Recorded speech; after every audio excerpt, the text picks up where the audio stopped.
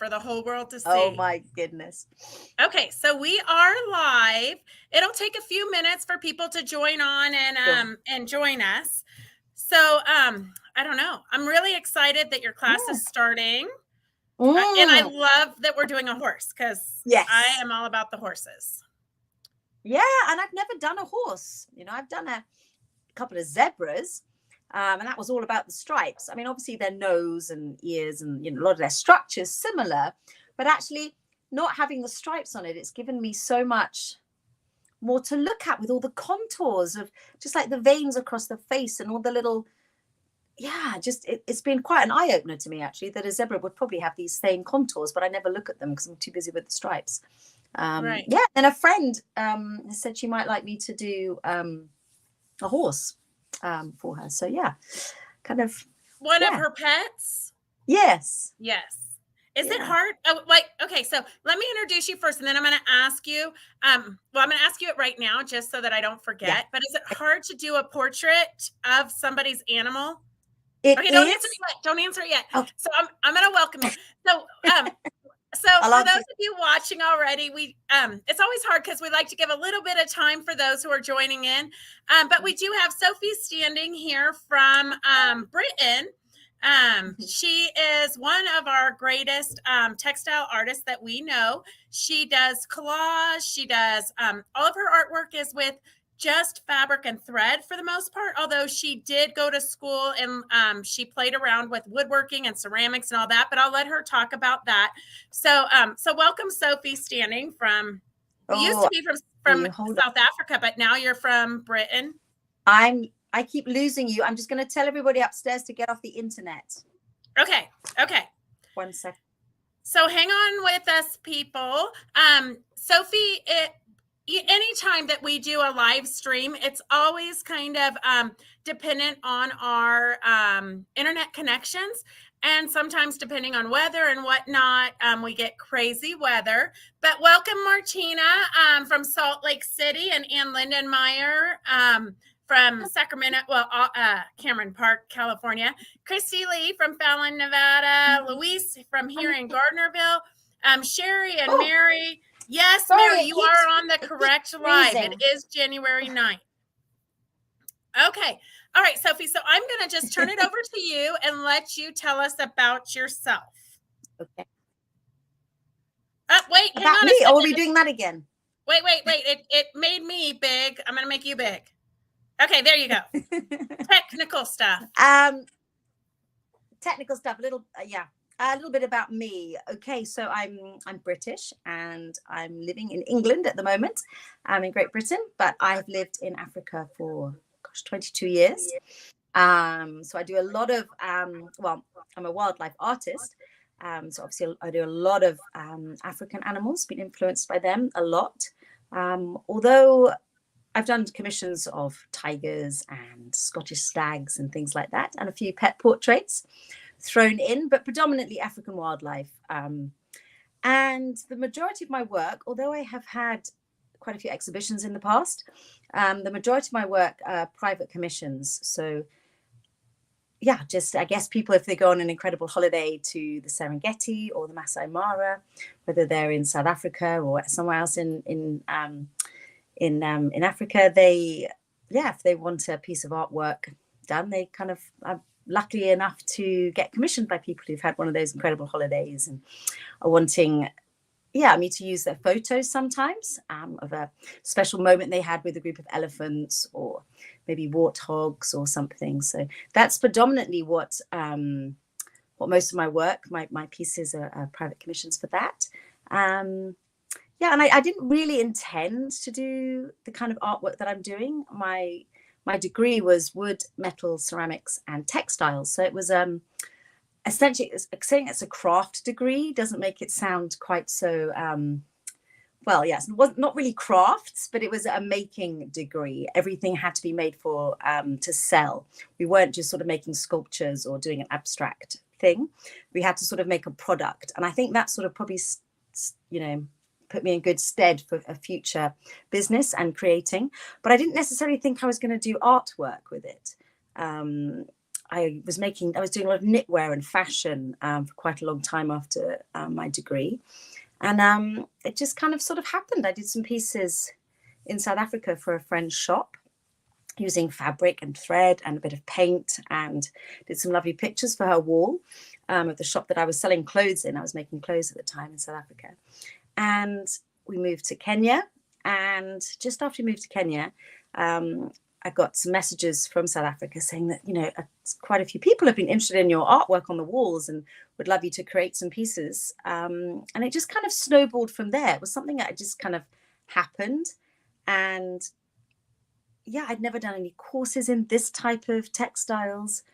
Sewing, I was just combining my love of fine art, of fabrics, of thread, and being on the sewing machine. I used to just love being on the machine, creating things. So it just sort of kind of happened, really. And it's just snowballed from there with doing some teaching, doing some exhibitions. I'd always loved Liberty fabric and K-facet fabric. That was something that even before I started making clothes, I would be buying little bits of it, and I already had a stash. And you know, I might make a little brooch with it, or, you know, something like that. I had, you know, before I'd even made clothes, I was always collecting these lovely pieces of fabric. So it was kind of always there. I just didn't know what I was going to do with it. And yeah, and this is what I do with it now. And I'm always experimenting.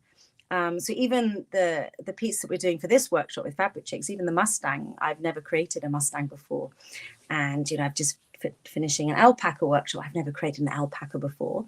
So all these things, even for me, it's experimenting and working out how you can create that type of muscles, or that hair, or those eyelashes, or that texture on a strange bird's chin, and, you know, things like that. So it's all about experimenting, and you don't always get it right first time with art. And that's definitely a key thing, just to have a go, experiment, and never give up. And with something like textile art, you can just put another piece of fabric on top and sew over it. And a bit like paint, really. You can just keep going with it. Yeah, so that's a little bit about me. I didn't want to know whether to talk more about the workshop, but I guess you'll ask me some questions about that, Beth. Oh, I'll ask you. So ladies, those of you who have joined us, if you have any questions for Sophie, you can just type them into the comments and I'll read them to her. So far, Christy Lee is asking, have you ever tried to do people? No.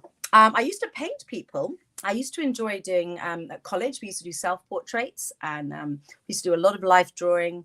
But no, I've never done one in textile art. And it's not something I have a calling to do, or feel that I necessarily need to or want to, actually. No. The same with buildings. I've never done buildings either. I'm quite happy with just doing the wildlife. Perfect. I think that's good. I think stick with what you enjoy.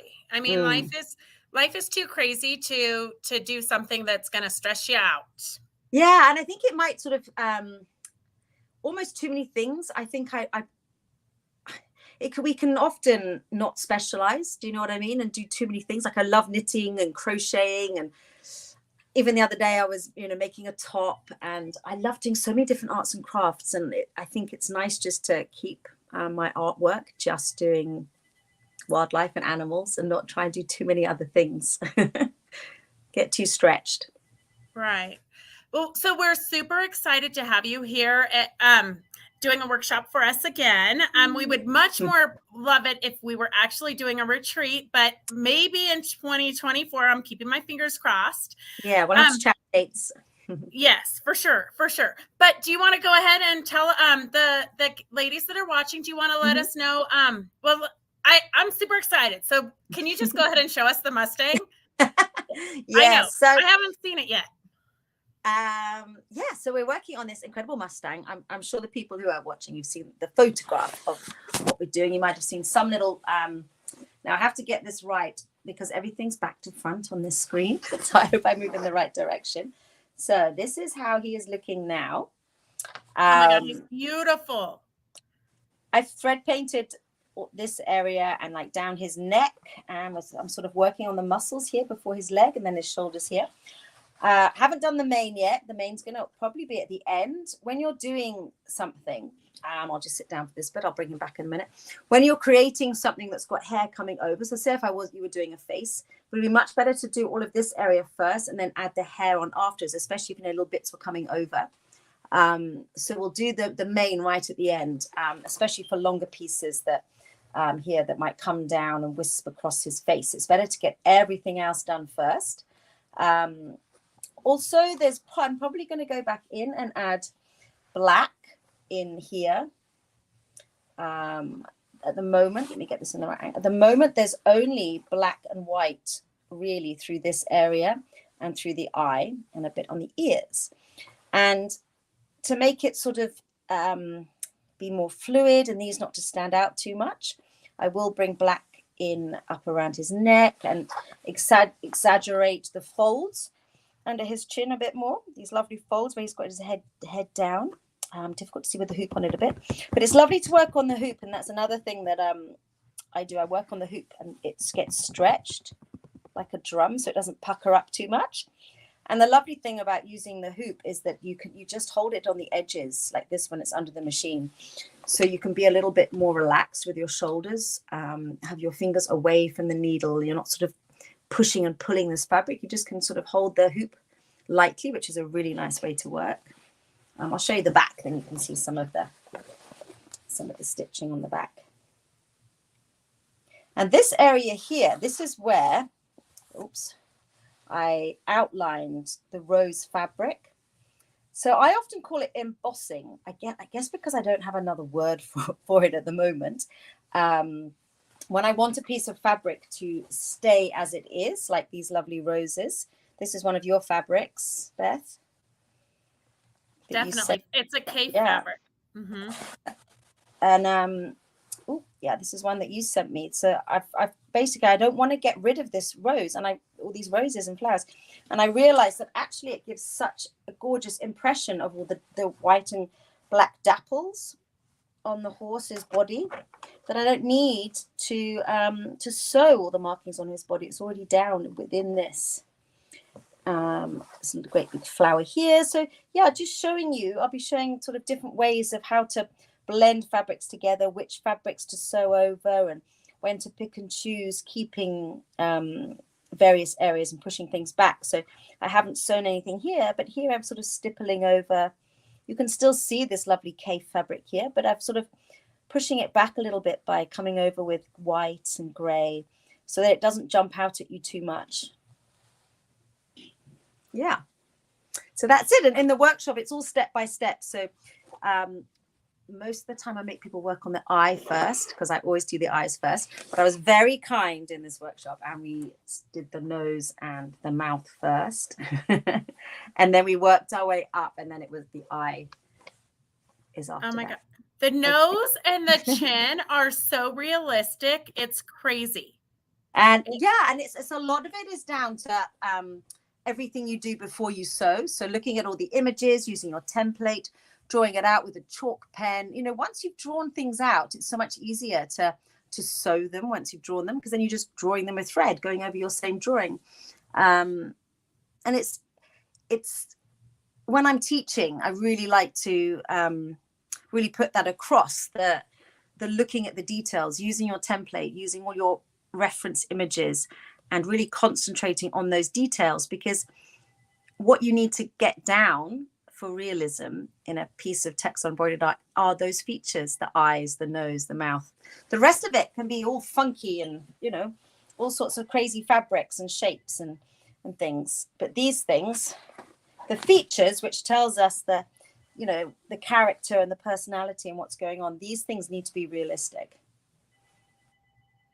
And then you can have a lot of fun on the rest of it.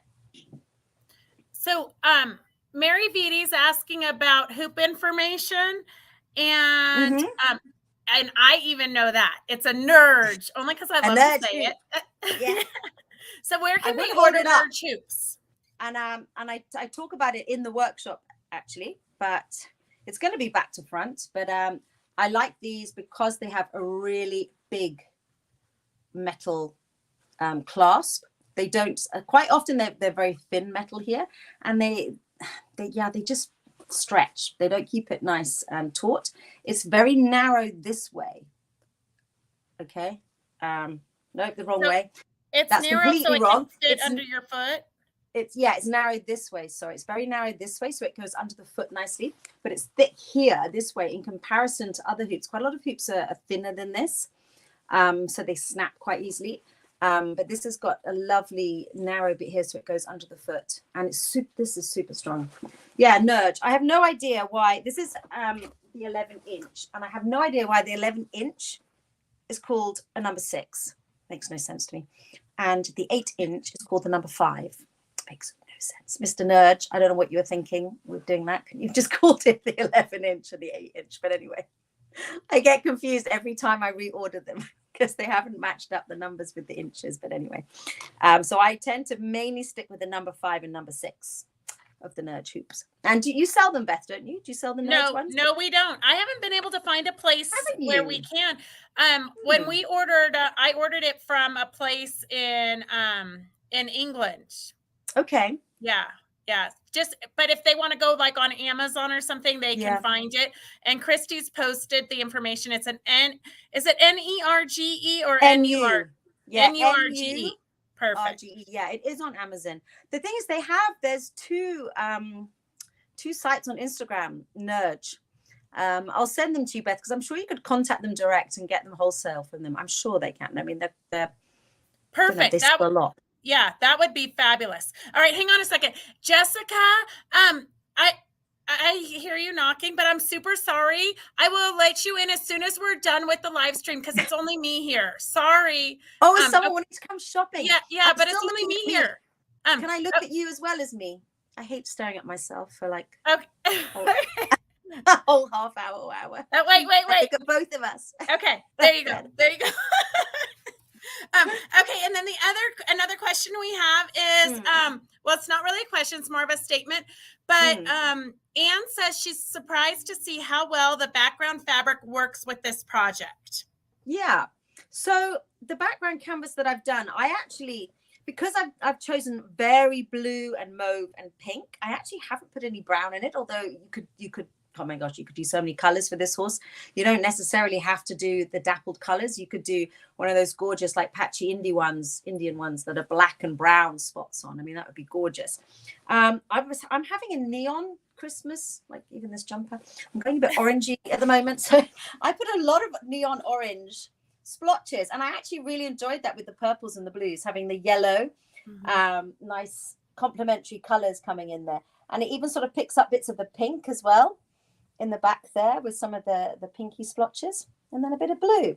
So yeah, I don't know, it was quite different. I was just enjoying flicking paint about, and it was so cold as well. My goodness, I did it in the garage because I think it was snowing outside. Well, and you're going to in the videos you do a detailed process on how for them to do their backgrounds. Yes, I videoed me in my garage flicking paint around. And then I also added on some older videos that I obviously have done outside. I think there might have been one from Kenya and maybe even one from when I was in the Isle of Wight during lockdown. I've got a few different videos that I've never deleted because actually it's quite nice to see all the different types of backgrounds. And yeah, they're different every time. And quite often I will do 3 or 4, well, maybe 3 meters at once. And put various different types of paint on. In fact, this one, it didn't show up that much, but there are definitely sort of muddier areas. I put a lot of coffee on it, my coffee grains. I would just empty my cafetiere on it in the garage and leave it for a few days, and then add the next one. And then you just, when it's dry, you just rub off all the granules and then flick your paint on. And so it kind of stains it a bit more, just a bit more sort of muddy. Does that make sense? Just a bit more dirty. So do you tend to do a couple of them at a time or just one at a time? Yeah, no, I do quite a few at a time because generally I'll know that I've got a few commissions coming up. So I know that I've got a cheetah on the cards, a giraffe, a dog portrait. So I did a few meters at once.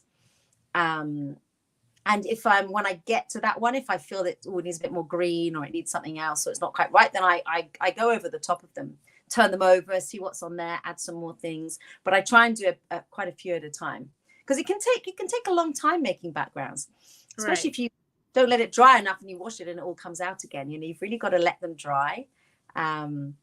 Really let that, I use acrylic paint because it doesn't come out. It's plastic based. So once it's dry, it tends to stay in there and not come out.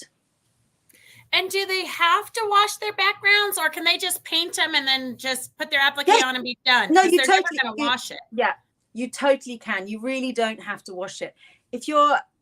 I do, and I've just always have done, because in the past I've had pieces back from people and I've washed them, you know, clients who bought a piece, especially in Kenya where it's very dirty. I've had pieces back where I hadn't actually done much of a background paint effect on it. So I've always washed them pre-washed, but you don't have to. If you're going to be using it on a wall as a piece of artwork, it's never going to be washed. You don't have to do it, especially if you're going to be putting glass over the front of it and things like that. But I've just always got into the habit of washing it and wetting it and then ironing it dry. And I think ironing it dry for me is, and I put it on a really fast spin. And then I iron it dry because it helps to get all those creases out. And you know, when you've hung up a pair of jeans on the line outside, when you bring them in, they're like a piece of cardboard, aren't they? You never think your jeans are going to ever be soft again. And then the more you start wearing them and the more they start moving, or if you give them a good steam iron, they get softer and softer. And so that's the same with this canvas. It can feel so thick to begin with. But then after a couple of times of washing it and ironing it dry to get all the creases out, and with moving it around under your machine, it gets really nice and soft and supple. This is a 15 ounce and it is so soft now. It's like a, you know, like sort of tea towel softness. Oh my gosh, every time we do this, you get more ounces in your numbers. So, well, I go between a 10 and a 15. Okay, because I sent you an ounce out. Yeah, that's what ounce? 10 ounce. Yeah, no, 10 ounces. 10 ounce went in the kits. 10 and 15. Sometimes I use 10, sometimes I use 12, sometimes I use 15. It depends what I can get. And I think because I've moved country, this one is definitely thicker than the Kenyan one. This is the same one that I did for the K Facet exhibition. And my gosh, it is so heavy and so thick. My preference would be a 10 to 12. Okay. I guess. But also some of the weave is thicker, although I don't always believe it when they say what ounce it is. Right. It's hard to know because to me, sometimes they feel the same. They're marked differently, but they feel the same. Although sometimes I think I've got a 12 ounce. I'm like, they say it's 12. It can't be. That's got to be like a, you know, it feels like even an 18 or something. It feels thicker. But they get nice and soft when you're doing it. But you know, the ladies can always put stabilizer on. I know often, even with a thick canvas, if you're a heavy stitcher, then just put, even if you're using the hoop, but if you know that you're a heavy dense stitcher and you're just that type of person, then put a stabilizer on the back, an iron on one, and you know, and hoop it as well. There's no harm in doing that as well. Right. Perfect. Okay, Donna wants to know, is there a pre-class prep that should be done? No. That's what I said. Don't worry about it. Just wait till you start, and then the introduction and all that. Yes. Yeah. Is this a new Donna, not an old Donna?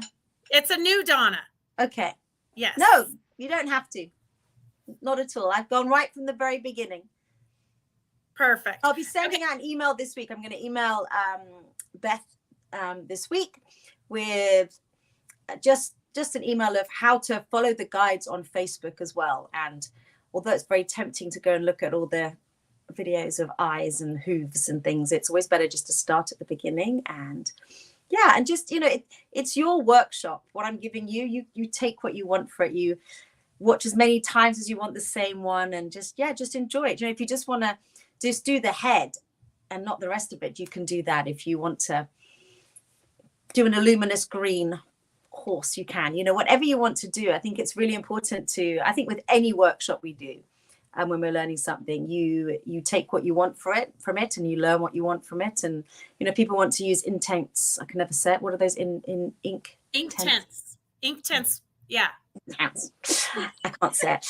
If you want to do things like that, you know, I really don't mind. There's no naughtiness. You can just do what you want. You're not going to be ruled out for anything. Perfect. That's what I love about you. Okay, Michelle says Amazon is currently out of stock for the hoops. Is there another resource you might know? What, for the same hoop? No, but I would just Google Nerge. There's got to be someone. What country is she in? Is she in America? Yeah, she's in Sparks. So 45 minutes from me. Okay. There's got to be someone selling them, I'm sure. I mean, other hoops are good. I've used so many different hoops and I have masses. I think even the ones that have got a thinner bit will be fine if you're using it for this project. It's just because I do it day in, day out. I've been doing it for 14 years. It is my full-time job. I use them so much. And so after a while, if I'm constantly using that one hoop, yeah, it's going to bend a little bit. But if you are using it for this project, the normal hoops will be absolutely fine. Yeah. I think the hardest thing with the hoops that I've seen with the students is that if they're too thick to get under their foot. Yeah. But a lot of them have kind of taken a little Dremel or something and made a little divot in it so they can put it in and out under their foot. Yeah. It's just something to experiment with. Yeah. I think the FAF machines are particularly bad. The FAF, I believe that the foot doesn't, when you do that extra lift, it doesn't have much of an extra lift or something. Yeah. And then Brenda says she knows that you often use mud on your backgrounds. She was playing in the mud with her background yesterday. How do you set the color? It should just stain if it's really disgusting mud. And if it's got a bit of clay in it, then it'll just, I mean, crikey. Kenyan mud is disgusting. If I put mud all over a white shirt and ground it in and let it dry, you're not really going to get that out unless you use a stain remover. The same with coffee and red wine, all those things, because they'll all have stuff in it. Is it good dirty mud? Is it like proper clay? She's right here in Gardnerville, so I would say that it is probably pretty good mud, as long as you get down below the ice, because we've got lots of snow. Dig down quite a bit. And definitely, I would say you empty your tea bags out as well. Empty your tea bags, your coffee grounds. Get loads of stuff on there. Turmeric, if anyone's got beetroot, my gosh, you can get the most amazing colors out of so many things. A good mordant, which is weird because is salt, but people say if you spill red wine on, you put loads of salt on it, which I've never understood, because you put salt in anytime you dye something. So I never understood that, chucking salt on a stain. Have you ever heard that? No. Most people always say to put salt on you if you spill red wine on you. I just don't get that. That doesn't make sense at all. Doesn't make sense. And also vinegar's good, but I found vinegar can be difficult if you're pouring it straight onto something. You could do like a vinegar bath. Does that make sense? Where you could kind of do a few different pans of vinegar water with, let's say you boil up some turmeric in vinegar water, and then you boil up some coffee grounds in vinegar water, boil up some beetroot in vinegar water, and then you can sort of splat those on separately. So the vinegar it should help. You could do vinegar and salt if you want to just use natural dyes like that. That can work really nicely for nice speckles. And you do more splattering than anything, right? Yes, at the moment I'm doing a lot of splattering. And sometimes they're more denser. This one is lots of splattering, but sometimes I'll almost paint the whole thing. And if you're splattering and painting, when you let it sort of half dry, if you go back and you do a few more splatters, it sort of bleeds through, almost like a kind of tie-dye. I mean, I love tie-dye, but if you don't like tie-dye, this can sound a bit naff, but it's quite nice when you put another color on and it bleeds through, a bit like this kind of salt dye. Again, you could put salt on it. If you had a really watery one and you were just going to wait for it to dry, you could flick salt crystals on, and that will diffuse things. But you can't really control it. No, right? No, once you start playing with it, it just ends up the way it is. You have to kind of let go of any control issues that you have. Yeah, absolutely. And also, if you think it's too dense on one side, once you finish and it's dry and you're ready to work, always look on the back, because sometimes the back can be just as beautiful, a little bit, less dramatic. But also, weirdly, sometimes people have said, my gosh, my background is way too dark, it's way too dense, it's not going to show up. But actually, things show up so beautifully on a dark background. I mean, everybody has seen, textile artists who do these incredible bright colored animals on jet black backgrounds. It's just not true that if something's got really dense colors, it's not going to show up, especially when you're doing all these lovely white. I mean, this would show up so well on a really dark background. It's, so I don't think you can do too much, really. Right. Okay. And then Michelle wants to know what's included in the kit. So, Michelle, you're going to get the full size pattern or template for the horse, the background canvas, and about 25 different pieces of fabric. You're probably going to want to pull some things from your stash, depending on what color you want to go to, or if you want a bigger flower here or there, because everybody's going to have different pieces of the fabric. And a color photo. Yeah. And black and white photo. Was it color photo? Just the template. Yeah. And that's it. Canvas. The background canvas is in there. Yes. Yep. Okay, let's see. What is the finished size of the project? Well, I've just added another hoof on because just in case people wanted to. I've had students who have done, like, let's say the eagle class that I did. I've had students that did a small eagle in a massive tree, because that's what, and I have no problem with people doing a whole horse if they wanted to get a picture and do the back end of the horse as well. It's not a problem. Or you just wanted to do a head. But for people who wanted to add another foot in, oh, there it is. So I put another hoof in. I don't know. How big is mine? I reckon it's probably, let me just hold and look at it this way. I reckon it's probably from the original one, from just to that. Woo! Sorry, bear with me. I don't have any pins. I'm actually not in my studio. The internet's not actually very good in my studio, so I'm actually in the lounge. I reckon it's about 65 centimeters from his head to here. I think 27 inches from the top of the. I work in inches, in centimeters, but and then I just added another hoof for those of you who wanted to know how to do the other foot, because I think it was sort of chopped off to about here, wasn't it? Something like that. But if people wanted to extend and put that on, some of you might just want to do a big portrait. You can do, or they might want to finish off the back. Might want to do a bottom and a big tail. I don't mind. So Debbie, the photo, the pattern, the template that's included in the pattern is it's not the entire body, but it is the head with the knee, and it's the one that's been the exact picture of what we've been posting. So so Sophie and I have kind of gone back and forth whether you guys just want to do a big head with a really great eye, or the whole body, or whatnot. And so I think when she said the whole horse picture, that the photo that we're using never had a whole body. It just had up to the knee and the back, like halfway back, to the. It's very hard to get the details, if you're doing. So like when I'm doing my elephants, they are whopping. They're sometimes like 1.5 meters. And to try and teach something that big, it just takes so long to teach it and so long for someone to create it. So if we were to do the whole horse this size with its undercarriage and the other leg and the other leg and the tail, there'd be so much going on that it's almost too much, if that makes sense. Yeah. And also it's repetition. So if you're doing one knee, to do 4, it's kind of like, I kind of like to consolidate and try and just, once you've got the muscles down, does that make sense? Once you're kind of learning how to do the kind of muscles, if people want to then go on and create something else later on, or they want to do a pet, or try another horse, or, something like that, then you can just use the knowledge from doing that hoof or that knee or those chest muscles onto the next piece.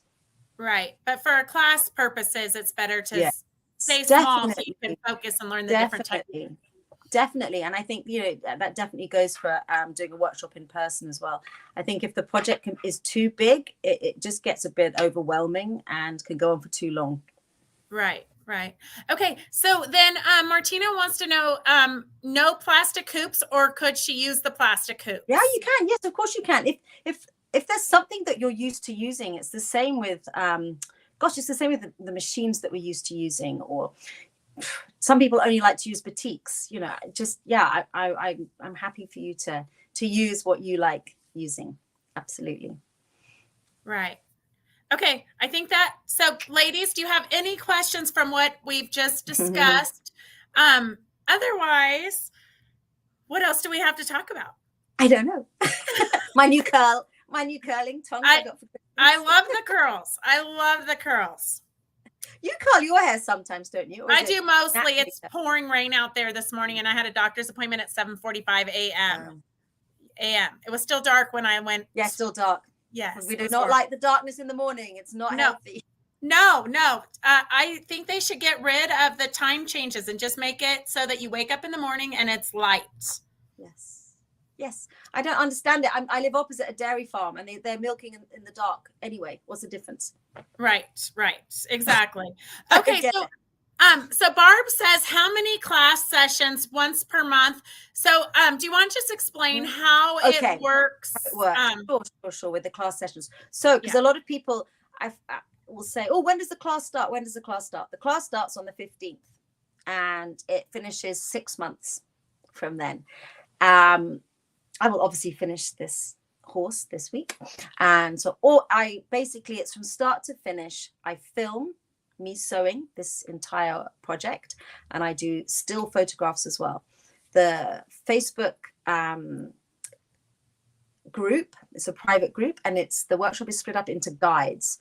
So there'll be guide 1 will be an introduction by me, and talking about, I think it's the background canvas. So guide 1 will be making your canvas.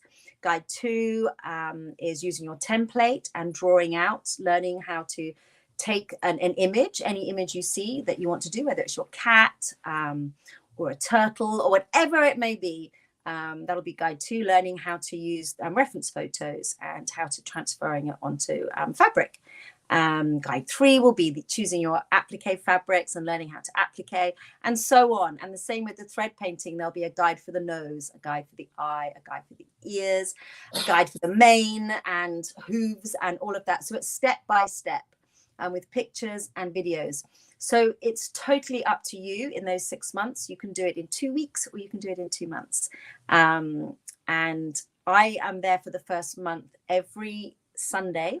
So the Sunday the 15th, I will be doing a live, which is great. It doesn't often happen that the day of the workshop starts on a Sunday. So that's really good, because I normally do my lives on a Sunday. So this week I will put together an email for Beth and the Fabric Chicks to send out to all the students, just giving you the information of when. I always do 2 lives on a Sunday, just so that I cover all the time zones, because sometimes we have people from Seattle, and then we also have people from Auckland in New Zealand. So I have to, and everything in between. So I have to cover all the time zones. So I'll do one in the morning and one in the evening, and that will just be on Facebook. You don't have to click on a Zoom link or anything like that. You just go onto the Mustang.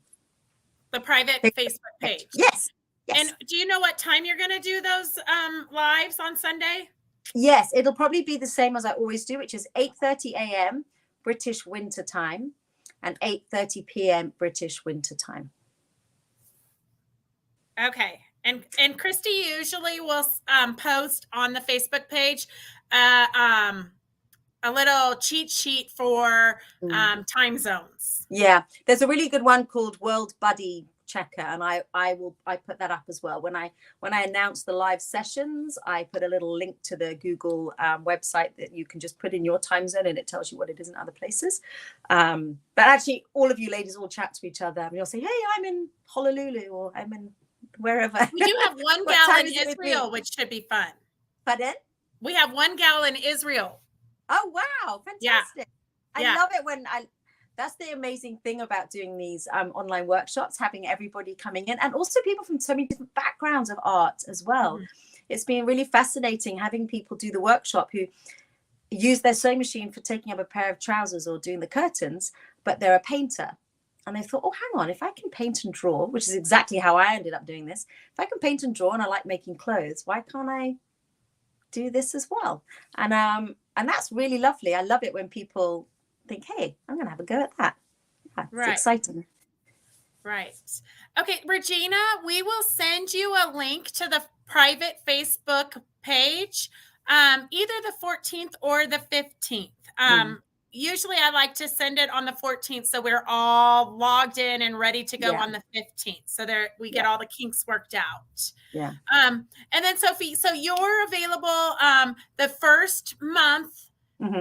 All pretty the time. much all day long, every day, Yeah. except for when Yeah, you're exactly. sleeping. Yeah. I don't just sit there staring at Facebook for a message to pop up, but I check the Facebook group during the day, on and off throughout the day for messages, questions and answers. Also, again, the lovely thing about it is that if you write something on there, you will also get other people. The fabric chicks might answer your question. If I don't get there straight away, especially if it's something technical as well. It's nice when someone asks me, says, "Oh no, this glue's far better." Or, okay, with the FAFT machine, you need to do this. Because some of those questions I don't always know the answer to, especially if it's a machine related one or something. But yeah, I'll be checking for the first month every day. And then I often do bonus ones. So yesterday, the alpaca workshop's been going for 3 months. And I did a bonus Facebook Live session yesterday to chat to anybody that had only just started. Maybe they had some reasons why they couldn't start in the first 3 months and they've just got started. So I'm happy to do those kind of things. And I think didn't we do a Zoom? We did do one of our Zoom, classes a bit later on. We did a bonus Zoom thing. Right. And then we do a weekly Zoom for students to be able to talk to each other. Yeah, that's nice. Right. And then we also have the Chicks Bits, which is a private Facebook page that all of your students are welcome to participate in and post their work and all that good stuff. Yeah, and that was started out at a workshop that Beth organized at Lake Tahoe, and I was teaching there. And one of the students said, "Sophie's Chick Bits." We were doing a bird, weren't we? Yeah, yeah. We were doing the quail. Yeah. The quail. Yeah. And then some other students from another work. I think it wasn't Phyllis, but it was basically some of the American students were on one of my workshops with either Australia or New Zealand, and they were saying, "Oh, Sophie's got this really great Facebook page." I was like, "Well, I didn't even set it up," but anyway. And and it's so nice. It's kind of like a little alumni group of everyone that's done my workshops, showing textile embroidered art, and it hasn't moved on from, people don't show sort of random quilts or a random coat, but I get so excited when I see these pieces popping up from students. They've done, an incredible ram, or someone did a squirrel recently, or a heron, but in the same style. And it's really nice. It's lovely. I think it's really encouraging for everybody as well to see all the different things you can do after a workshop. Right. And just so you know, Dorothy just signed up yesterday. Did she? Yay! Yes, I thought that would make your day. Fantastic. Brilliant. Yeah. That's amazing. It's amazing how many workshops they all do. It's fantastic. Well, it's true. Most of the people signed up for the class are repeat people. Marion, we will send you the link to the Sophie's Chick Bits once the class starts. Yeah. Okay, if you guys don't have any other questions, it's pretty late for Sophie, so we're gonna let her go to bed. Thank you. All right, thank you so much, Sophie. Thanks so much, everybody. I'm looking forward to Sunday. Yes. All right. Have a good rest of your day. Thank you. Have a good day. Bye-bye. Bye.